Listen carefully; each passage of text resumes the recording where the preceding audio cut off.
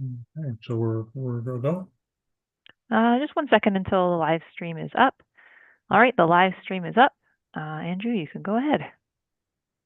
All right, welcome everybody to the City of St. Catharines Heritage Advisory Committee Designation Subcommittee meeting for Friday, October 18th, 2024. It's now 2:34 by my count, and we appear to have quorum, so I'd like to call the meeting to order. We begin the gathering by acknowledging that the land on which we gather is traditional territory of the Haudenosaunee and Anishinaabe peoples, many of whom continue to live and work here today. This territory is covered by the Upper Canada Treaties and is within the land protected by the Dish with One Spoon Wampum Agreement. Today, this gathering place is home to many First Nations, Métis, and Inuit peoples. Acknowledging this reminds us that our great standard of living is directly related to the resources and friendship of Indigenous people. Now we move on to today's agenda. Do we have any additions or deletions to the agenda?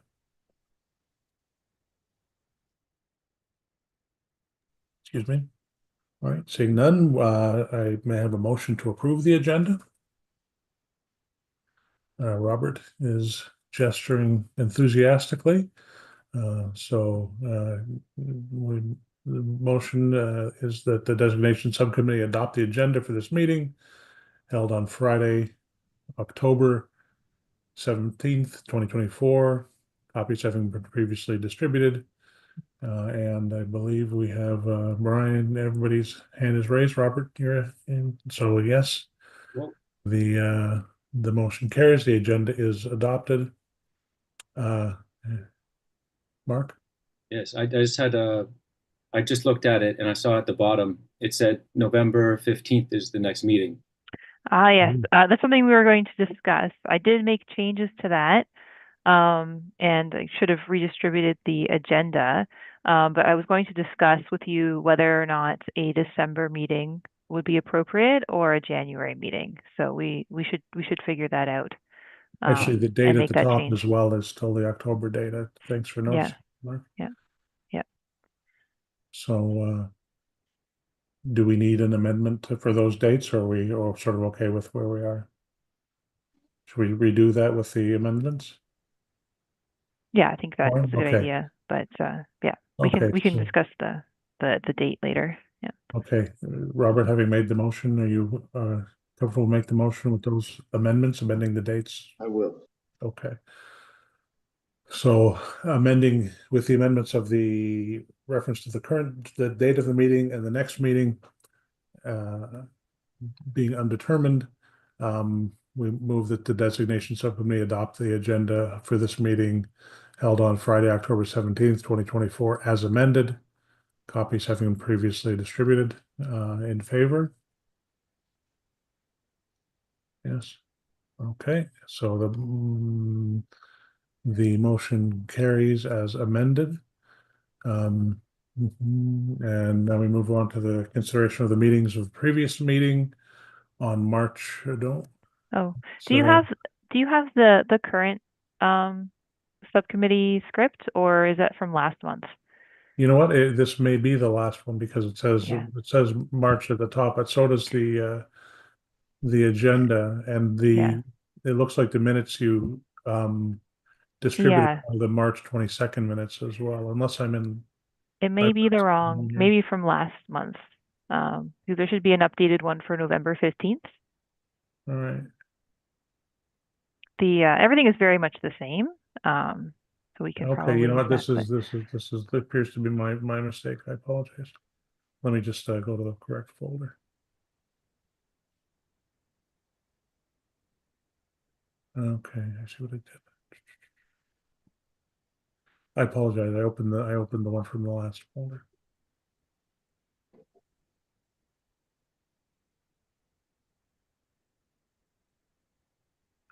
Okay.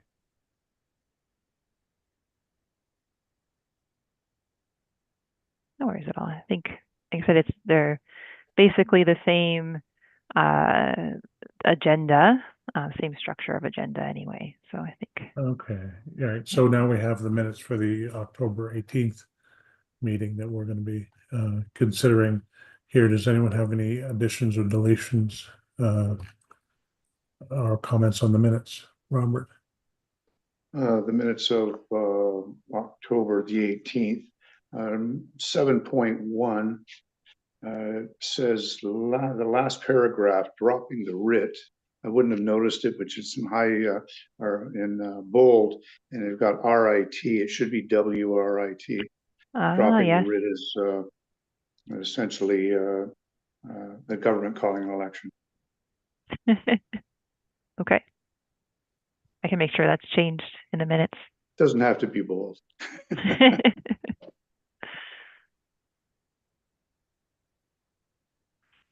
Any other comments, questions, or changes?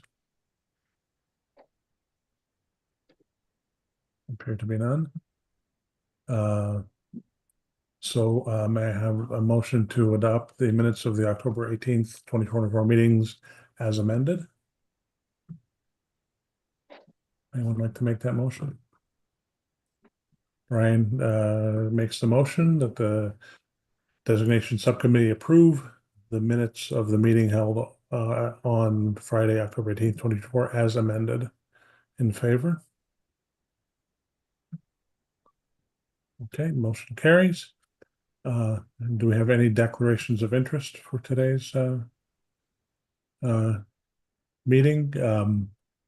Again, as last time, I have an interest in the St. Paul Crescent property that we're going to be talking about today. So, no one else? All right, so we move on to first item of business, item 7.1, the designation prioritization. And Lauren, would you like to walk us through that? Sure. I'm just gonna share my screen, and basically what I was hoping to do is I took the presentation from last month. I made some changes to it based on feedback we had from property owners, removing certain properties from the list, and also taking the email feedback that the committee sent into account, and just putting it into a revised presentation.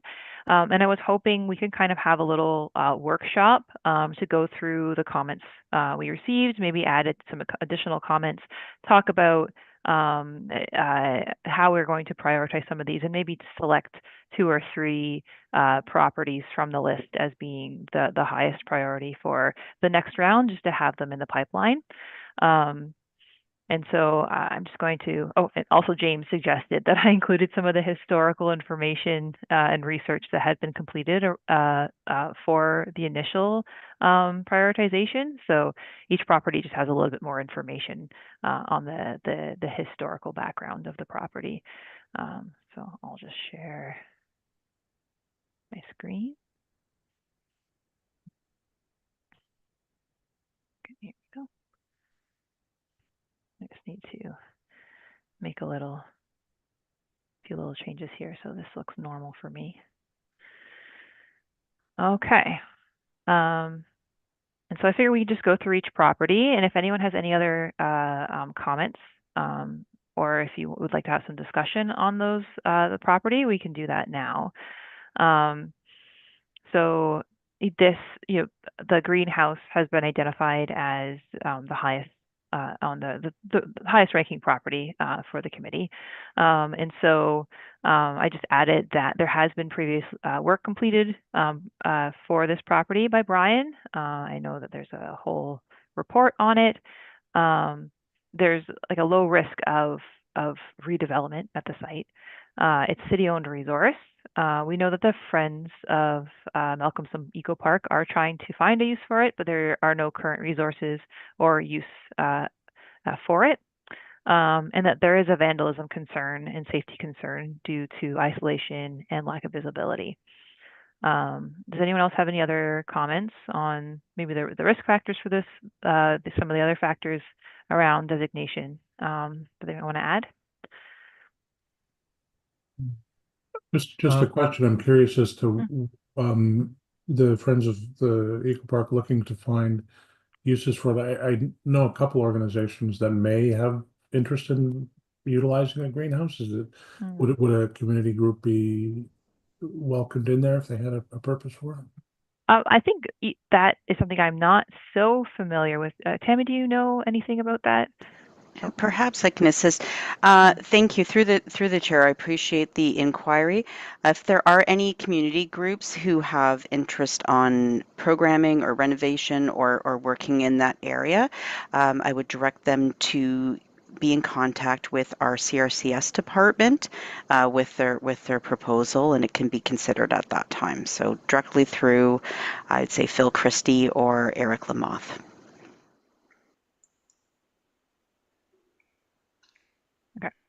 Thank you. I think the Friends of Malcolmson Park, I think they probably do want to use the greenhouse for their purposes. There's only two problems with it. Number one is that some of the glass panes have popped out of the peak part of the structure, so they would have to be secured back into place. And they have all those glass panels, or the majority of them. The other thing is the boiler in the building for heating it is, I think, in really rough shape. So it has to have some kind of alternate heat source for the cold winter months. Otherwise, I think the Malcolmson Park people would gladly take over.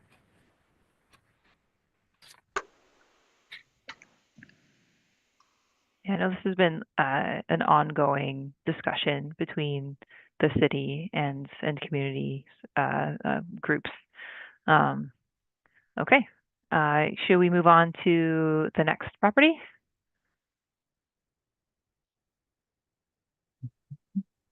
Okay, so this is 344 Glendale, the Keg.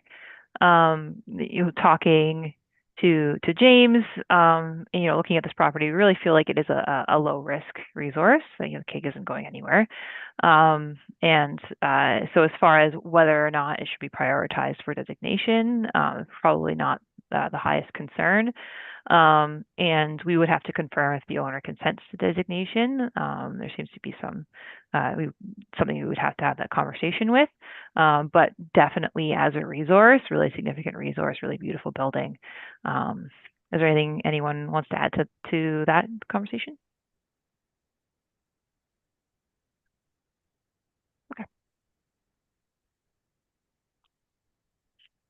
Okay, so 219 Merritt Street. This is interesting property. James says we don't really know a lot about it. We have a little bit of background information from some previous very brief research.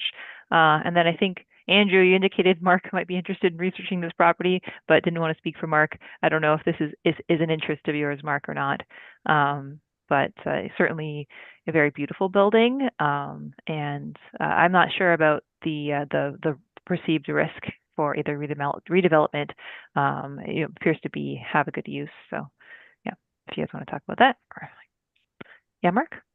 I'll do some research on it if no one else is right now. I'm okay with that. Okay. I wasn't sure the background, if you had indicated in the past that is an interest of yours or not, but that would be great. Yeah. I think I rated this one highly when we did do some reviews on it before. Mm-hmm.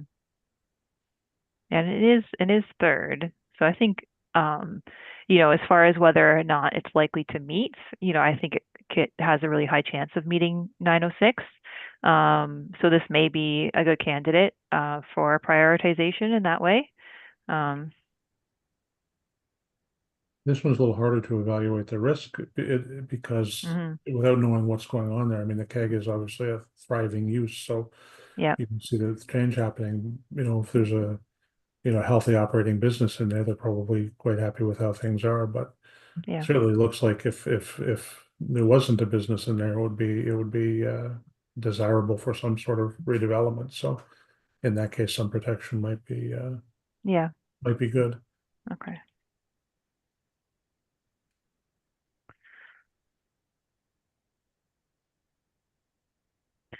And I can always help with the research if on any of these buildings if our colleagues get stuck on where to go and what to look at. Okay, that's great. 15 Welland Avenue. This one, I know James, when I first started, James identified it as one that was kind of an obvious choice for designation. Just like visually, it's like, yes, obviously, of course. It, has that, the historical context, it has context within its location. It's a very beautiful building. And so as far as like if we're going to be putting resources into something, and we're fairly certain there'll be a lot of support for it. So this is a probably also a pretty good choice. Does anyone else have anything to add? Any concerns or Mark? Yeah, just something to add, I guess. Because of the proposed development at the old school, there might be some interest in developers buying this property to develop onto, right? So That's a good, yeah, who that's a good knows? point. Tammy, do you have anything to comment on that with regards to the development potential at the site? Thank you. So through the chair to the committee members, at this time we have not received any inquiries about this subject property. That being said, the Memorial School was designated in 2019 in advance of a development application that incorporated the school on the subject property, but did not include this property at all. Since that time, the school property has changed hands and we don't have a current development application on file, but to date there hasn't been any development interest that's been expressed to the department for 15 Welland. Good. Okay. Given that this is sort of centrally located in a high priority property, I think it's one we should prioritize. It is also just across the street from the boundaries of the proposed HCD, so it is a centrally located one, which we've identified as a priority. And maybe whoever takes this one on should also take on one Welland, because it's also a top 10 property that is like centrally located, and a lot of the research will duplicate for both. So it's good to kill two birds with one stone type of thing.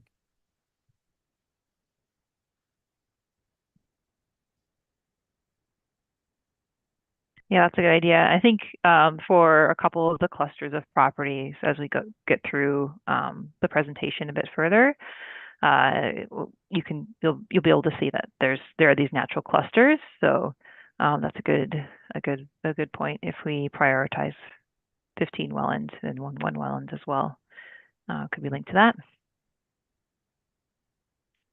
All right, so 38 Geneva, very gorgeous building.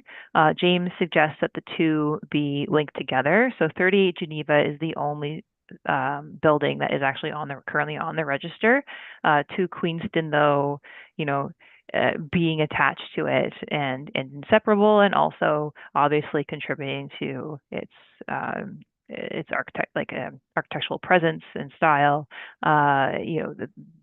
Probably should have been both put on. He suspects it's because the original register just kind of took everything that was pre the establishment of the city of St. Catharines and put it on the list. And so if it was built, after the establishment of the city, then it wasn't on the register. So we think that's why they got separated. But both should be evaluated together. A little bit of history. Does anyone else have any comments or concerns or insights about this property?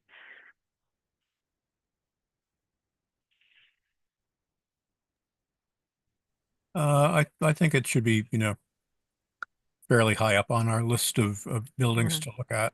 And of course, I think I supplied a little bit of research for this one, but I can certainly look into it in greater depth if necessary. Yeah, I think the resource that James gave me had like a little really quick blurb for each property, but I'm sure that if we dig into it, we can find some more of the history as well. Okay. Yeah, I agree that this one, as far as like whether like it's probably going to meet. It's a beautiful building. It's very obviously heritage. So as far as as being effective goes, it would be a good choice as well. Mark? Yeah, there's a with some uh, brickwork being done. It would be a very beautiful building, but it's just, as on its own, it is too. It's just a nice older building at a corridor of Queenston and St. Paul too.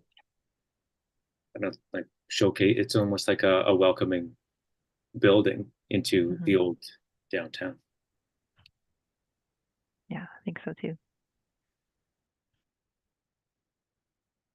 Okay. Okay. So 347 Lakeshore. This is a building that's mysterious to me, but associated with the history of the canal. It's currently owned by the Seaway. And so we're talking about this, and it may be a really significant building, but the effectiveness of a designation on a property that's owned, like federally owned, is you can't. It's really hard to. Well, it's impossible to enforce, a municipal designation on a federally owned property. And so people do it. You can designate it. It's just the actual utility of it is quite low.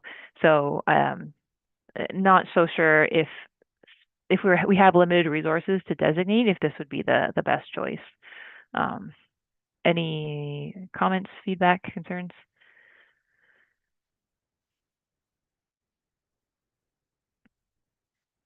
Okay. This is one of the things. Okay, so Sorry about that. I 16. was muted there. I was saying Oh, you said that in the notes it says there's a sister building at the other end of the canal. Is that also federally owned? oh, I can look into that. That's a really good idea. Yes.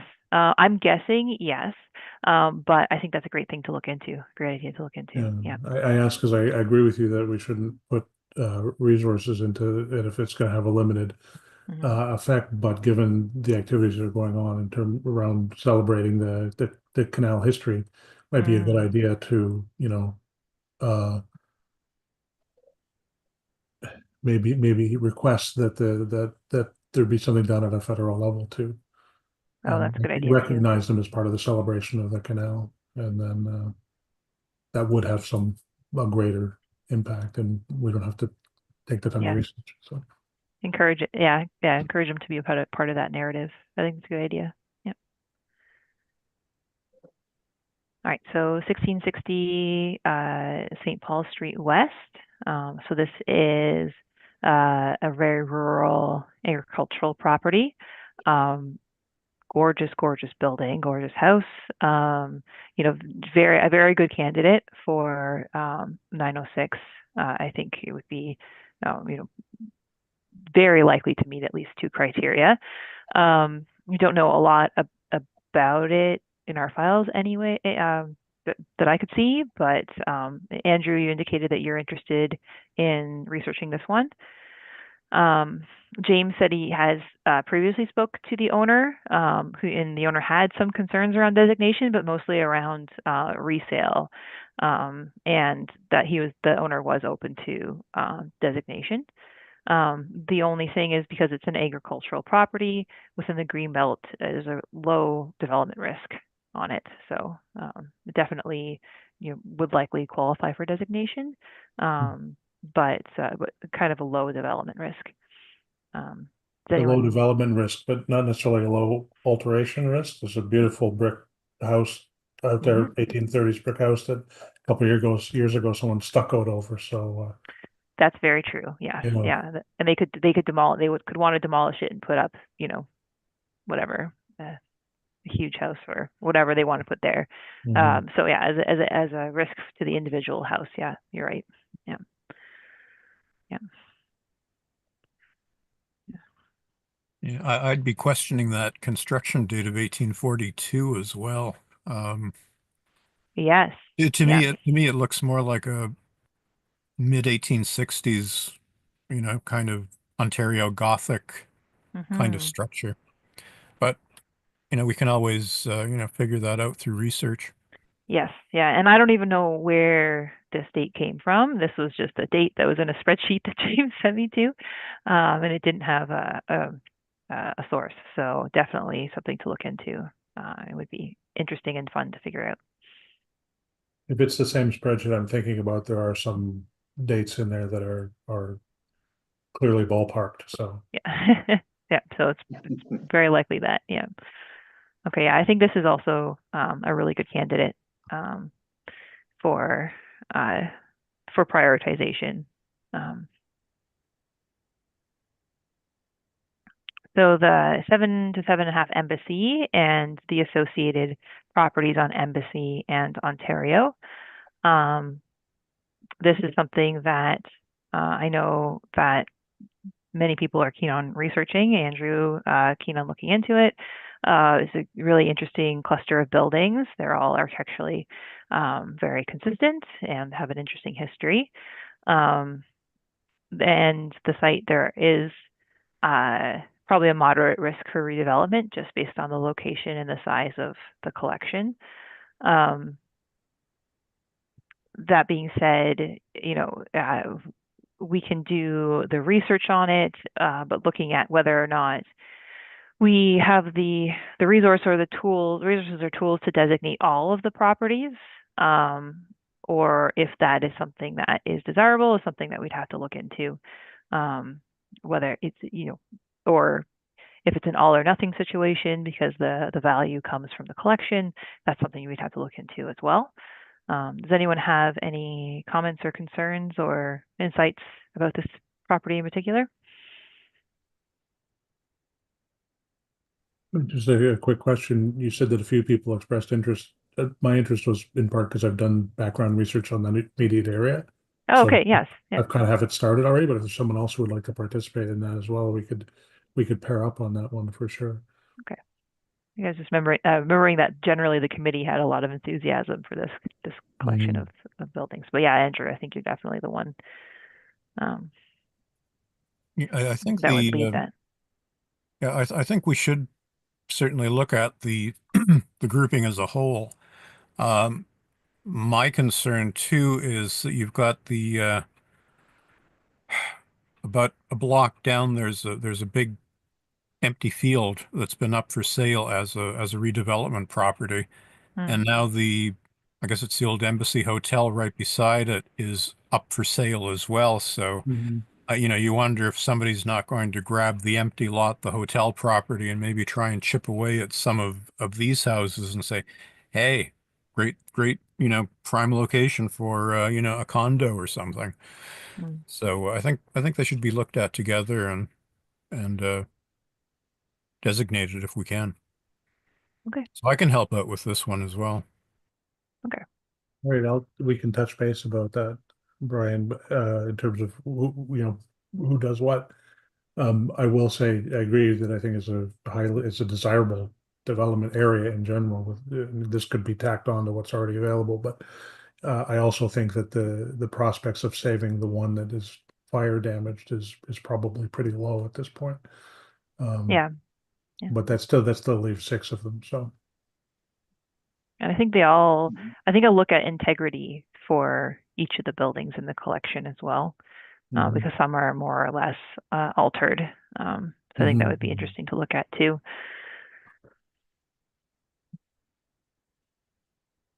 Okay, so this property, 180 Queenston, is the Westminster United Church, and absolutely gorgeous building.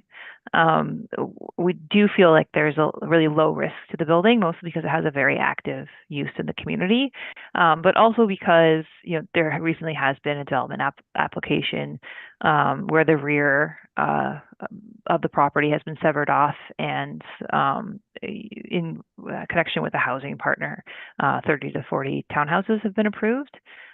So it's not only is it like have a very active use in the community, but there's this kind of like ongoing, like it's financially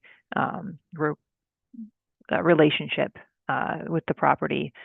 So as far as like whether or not there's going to be any significant risk to the church, not so sure. Obviously, very good candidate for reading 906 as well. Any comments or concerns or questions? I think Tammy knows a lot more about the development than I do.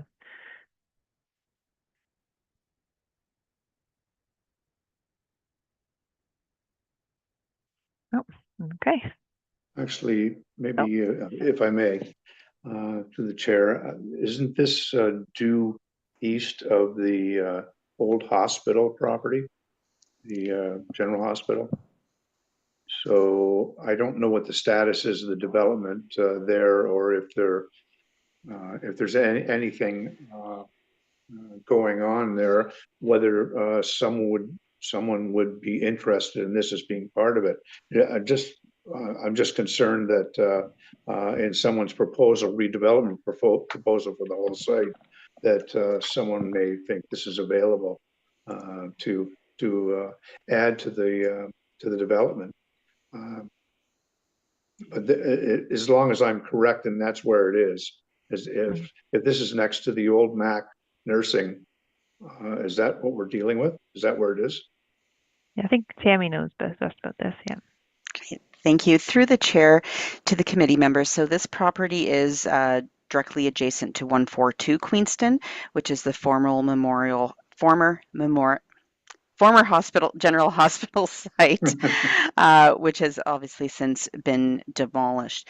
So the site itself that we're looking at, 180 Queenston, has recently gone through a development proposal itself where it has severed off the rear of the property, and a partnership between the United Church and Kindred Works is installing 30 some odd townhouses at the rear at varying affordability levels, I'll say. So this property at this time was not proposed to be redeveloped through that process. Now we do have a new owner for 142 Queenston. So that property is now outside of receivership. We are waiting to see what their development proposal is formally, but I can say at this time it has not included these lands at all, nor has there been any interest in adding these lands to that. In fact, they have been quite receptive to providing an adequate space between their development and this property so as to not impact the stained glass window on that side. So at this time, it's been quite a cooperative discussion as it relates to this building, but it has not included this building in those development talks. Terrific. Answers my question. Thank you. It's good to hear that there's been some progress on that site. I'm curious if that there's had any impact on the fate of the archway there that was saved, if that's factored into the planning at all, or if there's been even opportunity to talk about that yet. We have mentioned that there has been interest in keeping the archway, sorry, through the chair. We have mentioned there is interest in keeping the archway in the area, but obviously the applicant will require some future direction as to what that actually means. Obviously, we try to protect for artifacts as close to the original location as possible. From what I understand, there is some possibility of movement on the site itself or even off the site. I think we're lacking some direction from perhaps council or others on what that fate should be, but there has been some willingness to discuss a relocation. Interesting. All right, next property, 1 Welland Avenue. I know, Andrew, you kind of flagged this as potentially moderate risk for redevelopment. We don't have a lot of interest or a lot of information on the history other than, Roy M. Cook is identified as living there in 1916. Any other comments, concerns, additions to this property's evaluation? Robert? Yes, this was, I should mention again, this was a property that we had some concern about with the one, if you'll see in the picture, there's an empty lot where a building was taken down, and the next one available to that, the owner decided that they did not want to participate in having their property designated. So that gave us some concern that this corner block may be considered for redevelopment, right through to that these two properties that are visible in the in this picture. So that said, I thought that those comments should be in this rank 11 note that you're putting together. I agree. I agree with that. Sorry, go ahead, Robert. Didn't mean to interrupt you. Okay. So, and this one, you know, architecture. Oh, Mark. Oh, you're on mute. Thank you. Just to comment on that brick building in the back, I believe is 180 Ontario Street. That I know that owner, and he goes to lengths, especially on the outside, to restore it properly. And like we've done work on that ourselves, and we mainly, like 98% of our work is heritage historic work. So he's interested in keeping this heritage anyway. I know that. I haven't talked to him in about a year now. Okay. We've been there at least like 4 different times over the past 6 years. That's good to know, Mark. Thank you. I would say too, though, just on top of that, if one wetland were designated, it would add a layer of protection for 180 because it makes that corner as a whole less desirable as a development site. So it's sort of ancillary protection. Just so maybe it's a twofer that way, you know.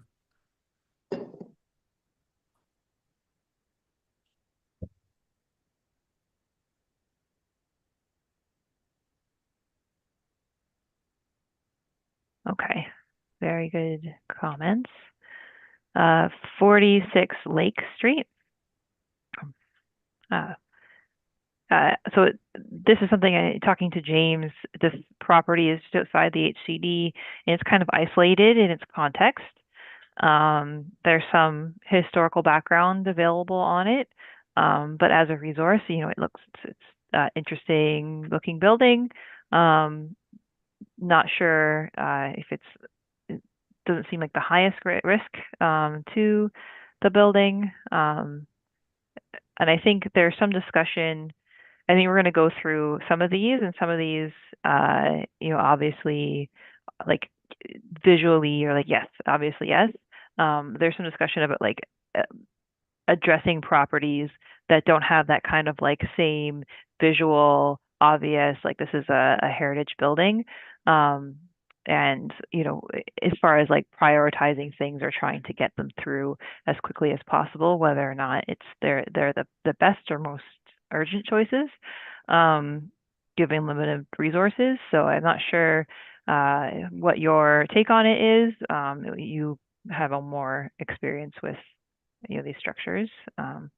But is there any comments or concerns or insights about this property?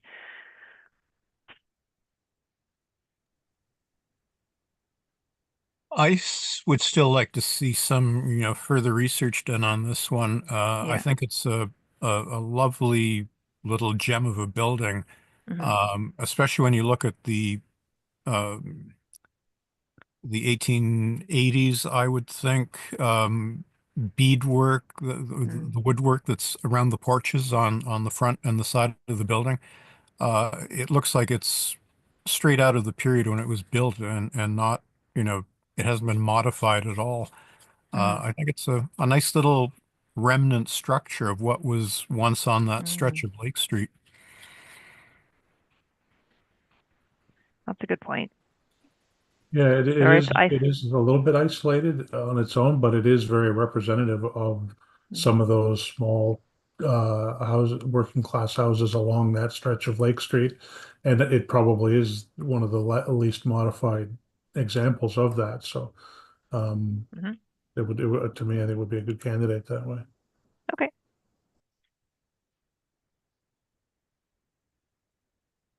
Okay.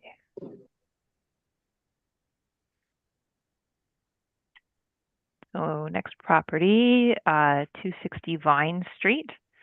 I just put some the information, historical information from the spreadsheet that James provided to me. I know there's some interest in the history of this building. It's very, very big, very architecturally interesting. Not probably low risk or medium risk to the actual structure. Any comments or feedback on this one or interest? Considering that it's one of just a couple of like Italianate or Italian villa style buildings in the city, I think that kind of elevates this one to, we should designate it if Yeah. possible and do research on it.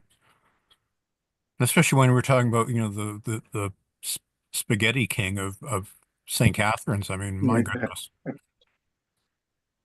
How else can we celebrate our macaroni history? Yeah, that's right. As long as they have like a macaroni walk or something like that, like a pasta walk, I would do that. A tour. Okay. School I agree. If project. it's an especially rare style in St. Catharines, I agree that would elevate it. Building. Yeah. Yeah. Okay. Have a school project for the kids, make a macaroni model of this house. That would be cool. That would be good. That's great historical interpretation. I love that.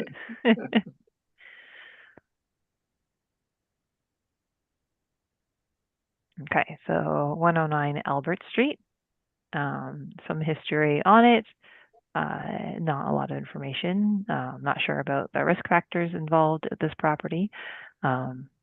Again, very much so, yeah, a type of building that's very common in St. Catharines, and representative in that way. Any comments, concerns, additions to the conversation?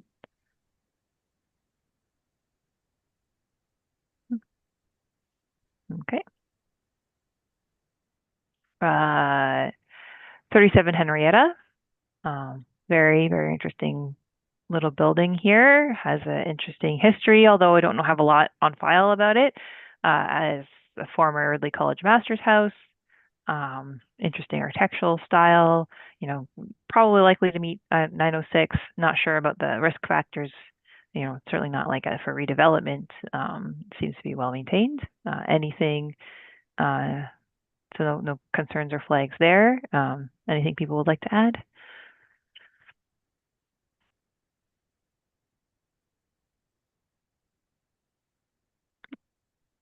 Okay. 51 to 53 Welland Avenue. Kind of similar in that, very strong architectural style, like very beautiful building. Kind of little time of history on it. But any insights or concerns about this property? My concern would be that, we should, do a bit more history on this one, because Welland Avenue was one of those streets in the early 1930s where they renumbered it. So was 51 Welland Avenue in 1916 the same as 51 Welland Avenue in 2024? The numbers could have been out by several numbers, several ranges of numbers. So I think, we should have to make sure that we've got the right history on this one. Yeah, that's a really excellent point. We'll flag that as a concern specifically for this property and anything else along Welland. Yeah.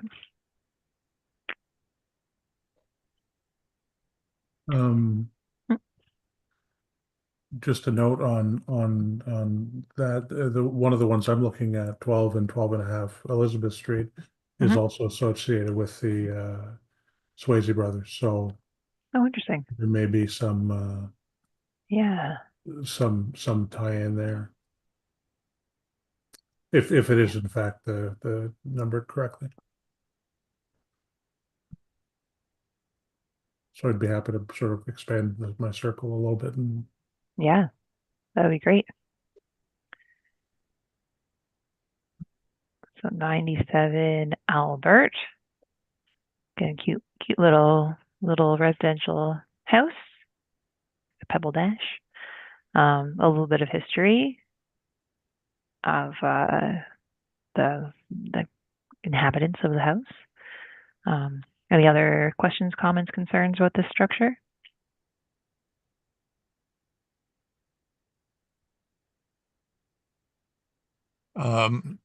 Again, considering that, it was, Fred Parnell, that sort of, in my mind, lifts this building up to a, slightly higher level. Mm-hmm. And we might want to maybe get the Historical Society involved with this because they're planning on celebrating the centenary of the Historical Society in 2027, I think. So, this might be something that we could, pair up with them. Oh yeah, that would be to 2027 would be perfectly, on time for our timeline, our limit for designating these two. Yep.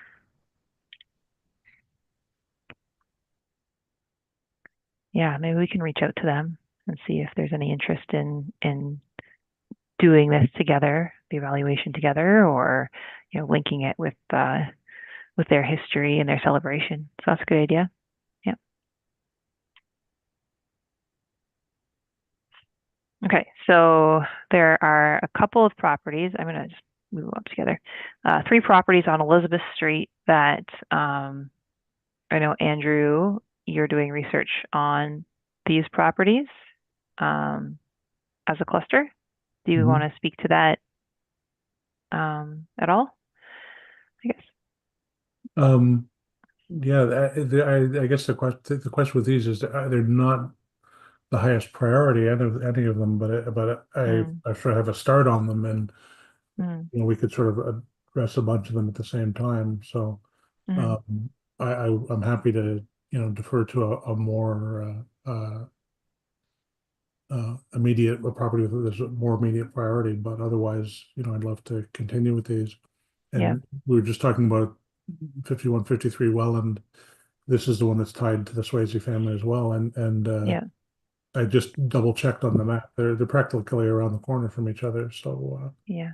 it would make a little more sense if there was a connection. It's in the same block that I'm going to be researching, the same part of it was developed at the same time. So it seems like there's some opportunity to do those 2 clusters, the Embassy cluster and then the Elizabeth cluster, and maybe neither of them being prioritized as like the next couple that are on the list, but both kind of coming within the next 2025-ish, and then linking those together and the research together on those and being able to address them as a group. Yeah, I like that idea.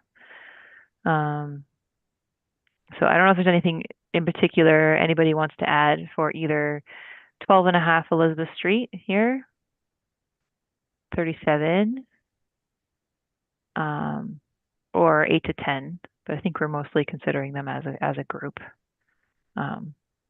Any other comments, concerns on this cluster or any of the individual buildings? Okay.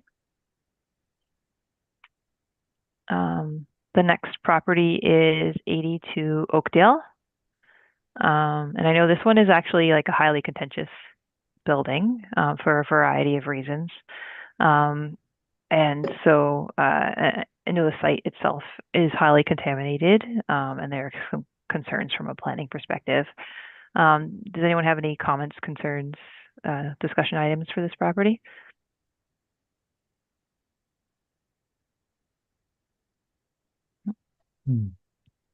Mark? Yeah, this one's a very unique one just because of the tunnel that goes through the canal. Yes. Yeah. Yeah, that was interesting to read. It carried industrial weights and carts to be dumped across the street. Yeah. It's like very interesting, but also very alarming. But it is a So very interesting. unique Yeah. Very unique. industrial building. There's not very many like Mm. it. That's Mhm. they're built and still standing this big. It's Mhm. just built from brick with the Yeah. unique Yeah. pillars. I don't know if Tammy, if you have any comments on the site in particular, or if because I know, I guess it definitely is a unique site, but yeah. Through the chair to the committee members, this property currently has a automotive repair shop on it. It's a legal non-conforming use. There is a substantial amount of contamination that we are aware of on this site. Other than that, if there's any other questions that I can assist with, happy to. There has been no interest from the current owners to vacate or redevelop the site at this time. And should the committee members, wish to investigate this site, I am not confident that you will be granted access. That is good to know. Okay. 12 to 14 Montebello. And also here, 10 Montebello as another potential cluster.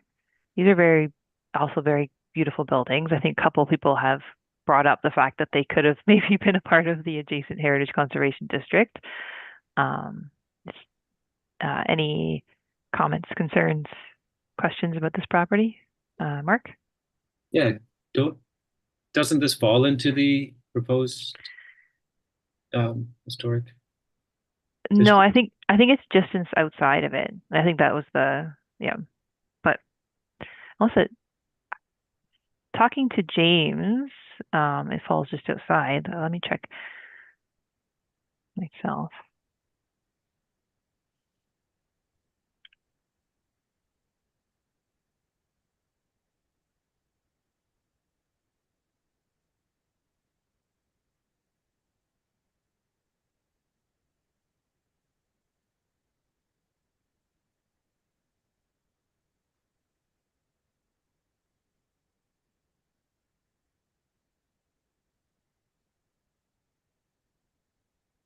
I mean, I can check, but I'm pretty sure it's just one street over from Queen Street, and isn't within the downtown HCD study area. So it's not within the Queen Street HCD, but just adjacent to it, like just on the other side of the boundary. And isn't included in the downtown HCD boundary for evaluation.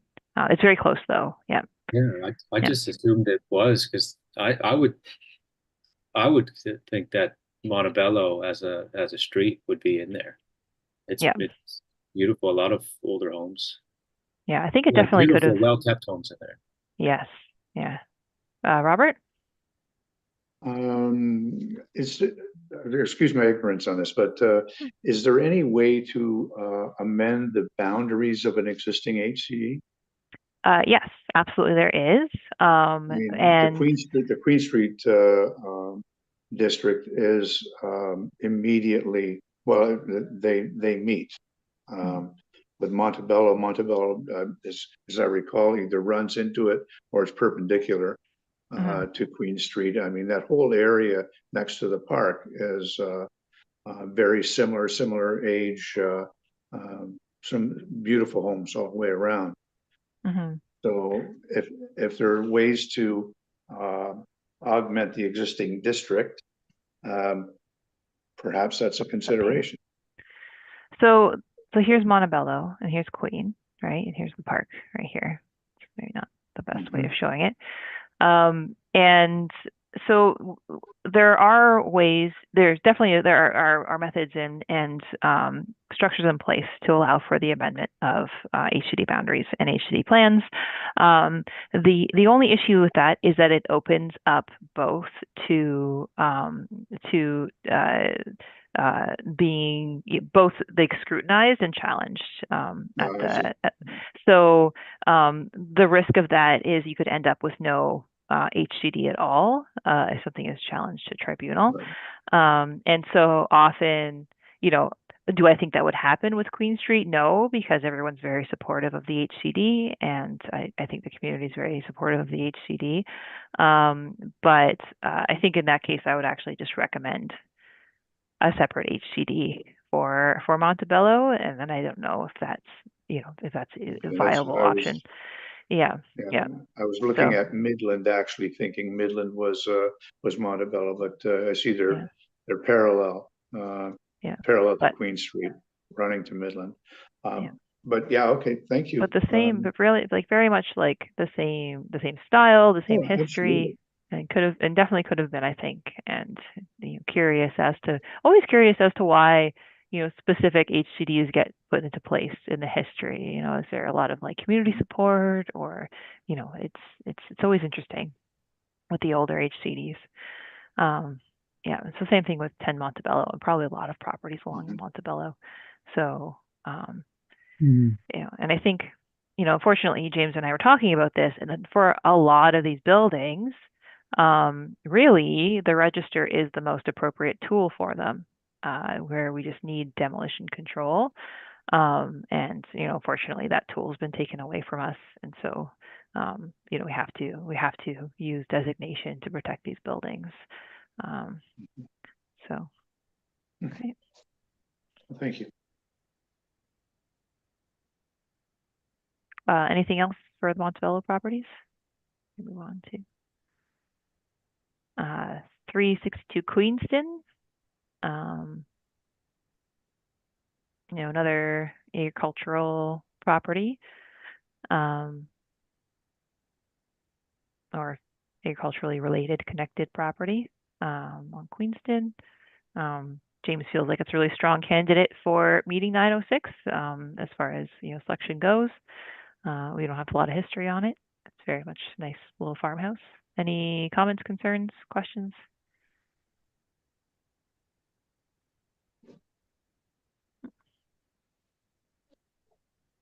Okay, 96 Albert. Cute little house. Any comments, concerns, questions? And I think it's one of those ones where, you know, may meet or may not meet. We'd have to do the research and really look at it more closely.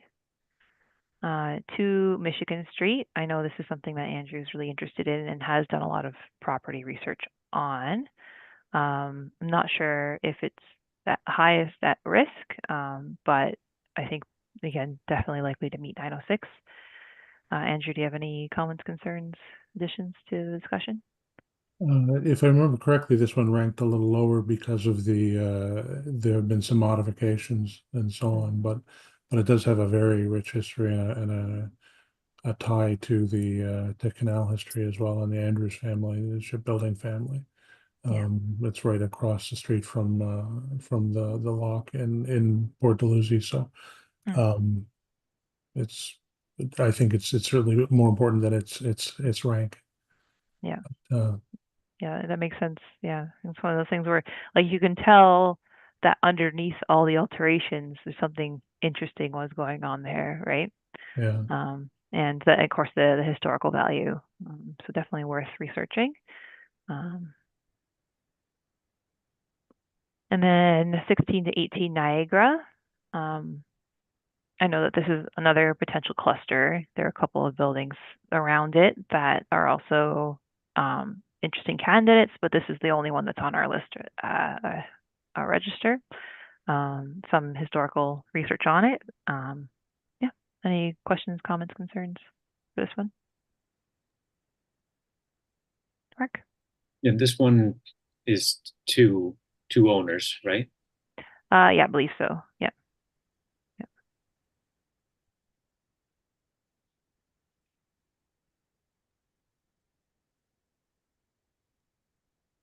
It's a purpose-built duplex. Yeah. Which was great. Great typology. And then I know that in our discussions, a couple of other additions to our list or properties where designation is something that is intended or planned. The Boundary Stone at Vine and Carlton Street, and I think Brian, you said that the Italian Villa on Vine Street, or was it the same one we were talking about earlier, or is it a different property? That was the one we were talking about before. Oh, okay. I'll take that off the list. But definitely the Boundary Stone would be interesting to look into and do some more research into. Talking to James, Merritton High School, where there is some development activity at the school right now, but there's the intent to designate it as a part of that, and also the train station property where there's work underway as a part of converting it for GO train use, but the intent is to eventually designate the GO train property as well. And then talking to Tammy, this property here, the Lapierre residence at 15 Wooddale Drive, as a really great example of mid-century modern in the city, as a type of resource that we don't really have well represented in our heritage register and designations. So I think it's gorgeous. I think it should be on the list. Fabulous property. Yeah, it's very nice. But yeah, any other resources that we should be, as a committee, looking at prioritizing? Just let me know, and I'll add them to the list. We can kind of have it ongoing. Yeah. So I guess just to wrap up this part of our meeting, are there any resources that really stand out to everyone? Maybe a top, 2 or 3 or 4 that we should have in the pipeline for when we are, have finish our evaluations that are currently underway. I guess maybe we can go through a list, and people can tell me maybe your top 2 or 3 based on our discussions here today. If I can add one other thing, if we're interested in looking at mid-century modern, I know of another one that is, I think early 1950s. I just saw it recently and went through it, but it has a really interesting history, and the amazing thing about it is that it's all original on the inside as well. All of the built-in cabinetry and everything. It's really quite remarkable. And so seeing the house, my first thought was somebody's going to come in here and not appreciate it and gut it. But the owners who are looking to sell and have lived there for quite some time, they've done a remarkable job keeping it in original condition. And unlike an 1830s house in original condition, is actually still very livable as long as someone appreciates what they have there. And I think I know they're concerned about the fate of the house once they sell it. So if that's something we'd be interested in looking at, we could speak to that as well. That's a great idea. Maybe give them the contact information, or you can introduce us if designation is a tool that they're interested in. I'm always interested and down to tour one of these beautiful, gorgeous mid-century modern homes. So yeah. It was amazing to see it. Honestly, it was remarkable. Yeah, I know Tammy likes it as well. So. If you'd like, Lauren, I can send you some basic info on it. You can be worth it if it's worth discussion. Absolutely, yeah, absolutely. I think houses like this in that condition are very rare and important resources. So yeah, that'd be great. May I ask? Yeah. The Lapierre residence at 15 Wooddale, is that the one at the corner of Marsdale and Wooddale? Do we know? Because there's a fabulous one there as well, and I can't tell from this view whether that's the house I'm thinking of.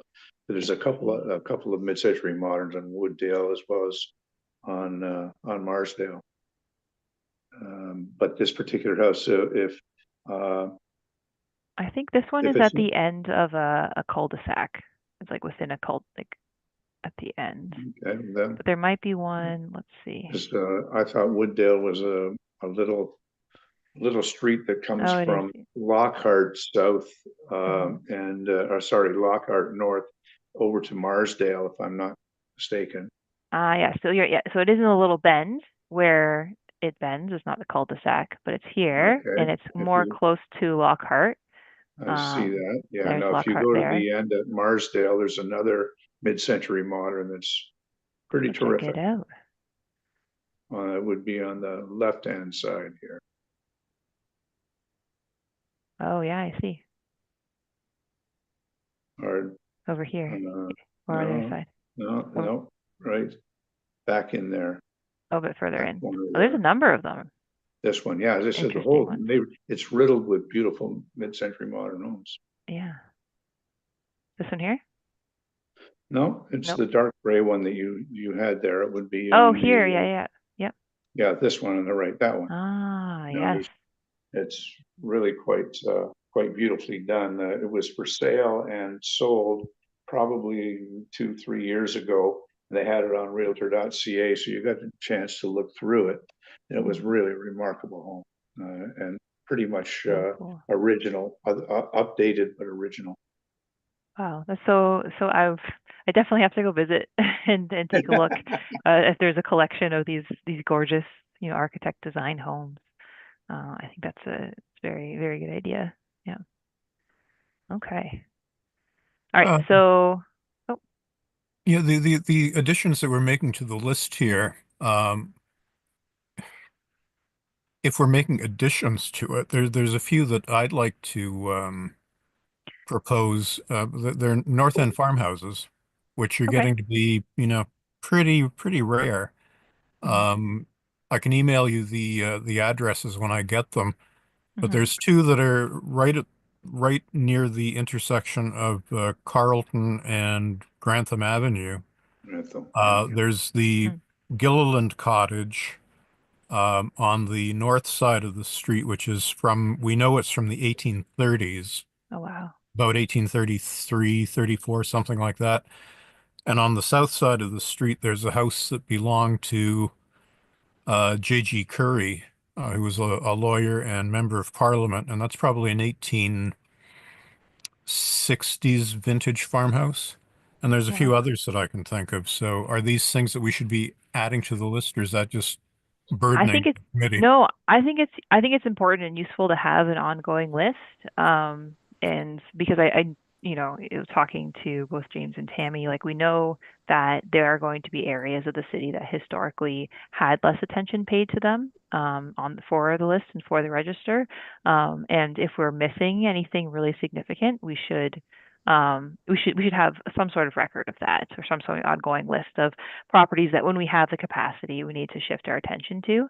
I think that's always a good idea. I think, you know, so I think, yes, definitely send them to me. And if anyone else has anything, even just go around and like, wow, that's a beautiful building. It should be on the list.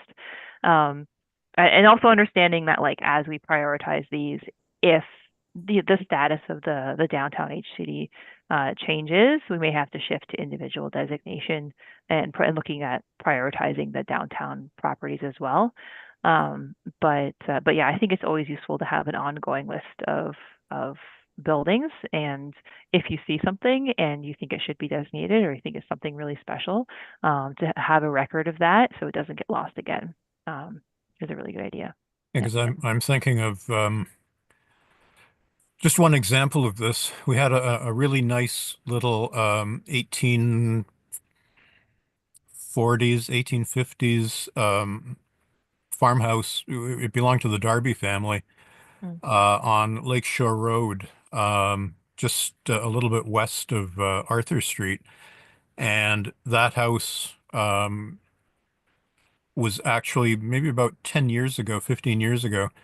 The owner wanted to redevelop the land around it, so he lifted this beautiful little cottage off its foundations, pushed it Mm. further back into the lot, and then he completely redid the roof line on it Mm. and put new windows in and everything. So when you see the house, or at least when I see it, I know that the core structure of the ground floor is the 1840s house, but you wouldn't Yeah. know it by looking at it. Yeah. And it's like, why do people do that to their house? You know? Yeah, absolutely. Yeah. So yeah, I think And I think that that's always the risk, right? Is that if these things haven't been identified or on a list somewhere, then we have no way of monitoring that. So definitely.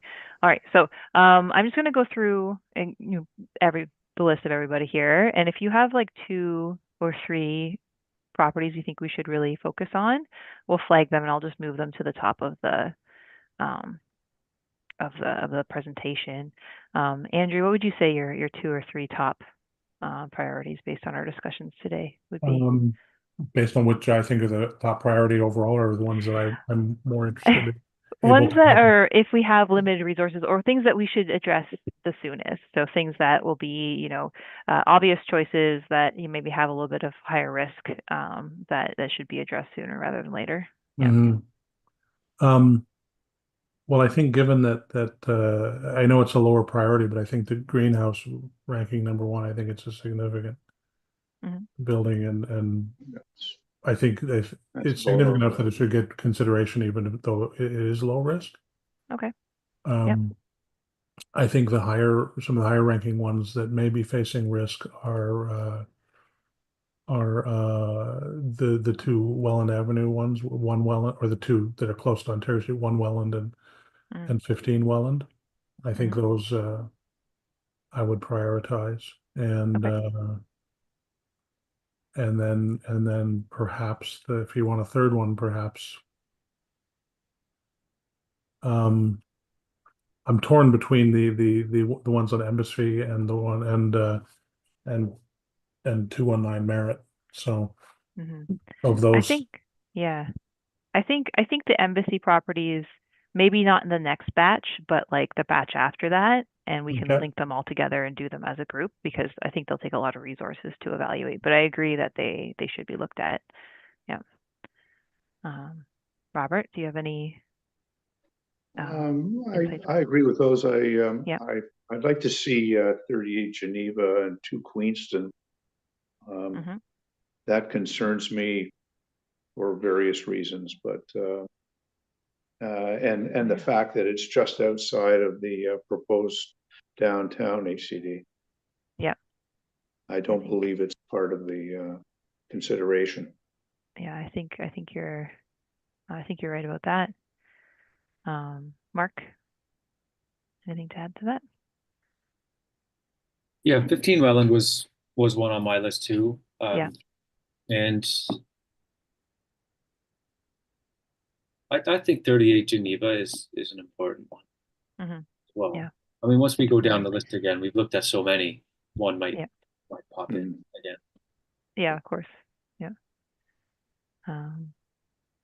And Brian, anything that pops out of a special concern for the next round of evaluations? Well, I had Embassy Ave and Geneva Street, the 38 Geneva on my list, and I still like the Macaroni King's house. Yeah. I'll put it up here too. Yeah, that's a good idea. I'm with that as well. Okay. And I do have to agree, the greenhouse as well is probably one. Yeah. Yeah, I'll talk more to James and internally on that one, because I think that there's obviously the committee feels really strongly about it, and even if it's a low risk, maybe, and there already has been a lot of research associated with it, so it's vulnerable as well. Yeah, vulnerable to for vandalism reasons, definitely. Vandalism, yeah. Okay, that's great. All right, good. That's great. I appreciate all of your feedback, and I think we have a good idea. Once we're done with the properties we're currently researching, where we want to kind of go next, and maybe these, 4, and then 4 or 5, and then maybe looking at the Embassy Street properties, and then maybe looking at Elizabeth, or maybe having to shift into the downtown HCDs. But Mark, did you have something you wanted to? Oh, no, sorry. I thought you were putting your hand up, but you're not. Oh, I was just pointing with my pen. Okay. I was pointing at 219. I didn't realize that I was on audio still. But, 219 Marriott. I think that's one that's that's up Yeah, there I as think, well. yeah, I think these 1, 2, 3, 4, 5, for the next batch, is probably the highest, both, most likely to meet and also highest risk and highest interest from the committee. So, yeah, that's really great. Thank you, everybody. Yep. If I can add one comment about the greenhouse, I think that encouraging or supporting the group there to find a use for the building is is an important step to protecting it. I think that Yeah, a building that has a purpose and is loved and used is more protected than an empty building that happens to be designated. So yeah, seeing something active and meaningful happening there is a greater protection mechanism yeah, than a designation. So yeah. just And that's, the yeah. thought. I know that's a lot of the conversation um, around this building is more is like the designation. Yeah, it's definitely a tool, but you're right. Having resources and having a use and a purpose in the community plays a much more significant role. Yeah, in the ongoing like stability of the building. So, yeah, you're right.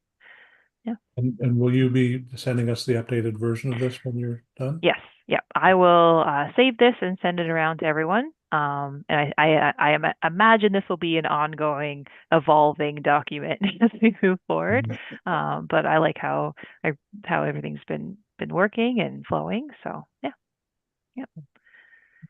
So, Hopefully, living document means it gets a little bit shorter, the list, and then some. yeah, well, you get to remove ones, right? Like I already removed the ones that had been previously evaluated or that were good candidates. So yeah, Mhm. yeah, it's been great. All right, so if that's it for item 7.1, yes. Mm-hmm. Move on to 7.2, which is an update on the ongoing research, the two properties that are currently under research. And Lauren, you're going to lead us through this? Just really quickly through the chair. Not a lot to update on. Robert did go out to 3 Elizabeth and took some great photos. So we have updated photos on that property. I think we'll talk with next steps. And again, when we talk, but on whether we're going to have a December meeting or not. We'll talk about maybe setting some internal deadlines for additional research. But I think that that's the majority of the progress that has been made so far this month on those designations. I don't know, Andrew or Brian or anyone else who's been doing work on these properties, if you have any updates on the St. Paul Crescent properties. But if you do, feel free to bring them up. From my standpoint, just everything's on course. The plans to have it completed before the end of the year. Mhm. And I guess the only question that relates to that is, as we talk about the date for the next meeting, is if you want them presented before the end of the year, or if we can complete the research and then present in January. Because Yeah, with December being busy, if we're not going to actually look at them in December, we yeah, probably can get away with meeting in January. yeah. I think that That's might be my the best. opinion. Yeah, I think that might be the best approach is to aim to have the research and everything ready for evaluation by the end of the year. I think you given that it's kind of a short month and a busy month for everyone, that maybe we can just focus on getting that research together and having the resources available to do the evaluations, and then I can present the evaluations at the January meeting. That makes most sense to me. But if anyone else has another perspective, or if you think a December meeting is a really good idea, you could just let me know. Yeah.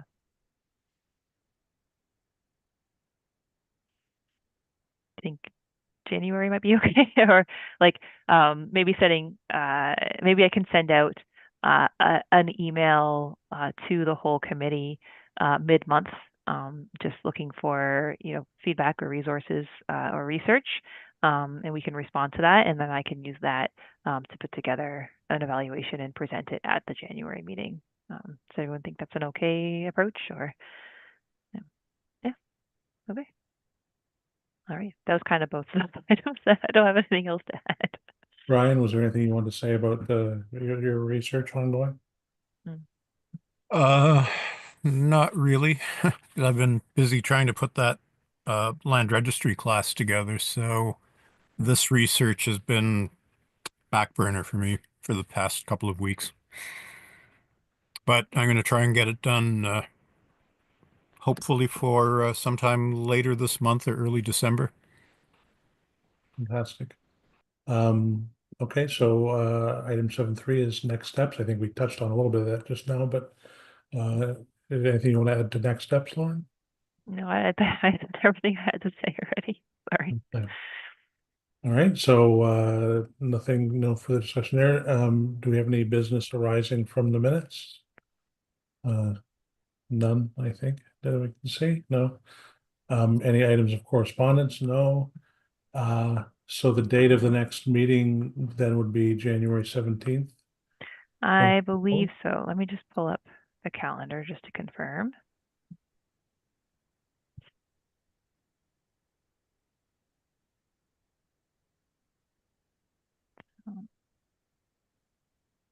January.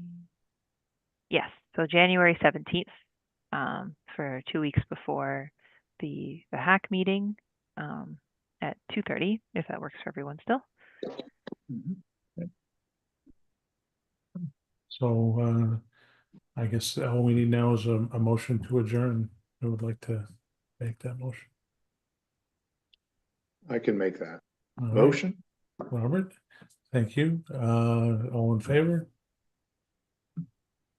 All right.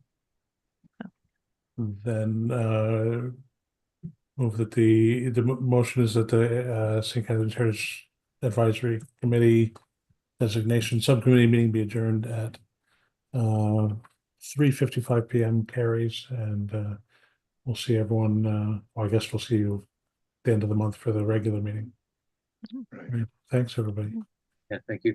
Thank you, everyone. That was really great, and we'll see you in a couple weeks. Terrific. Thanks, everyone. Have a good Thank day. you.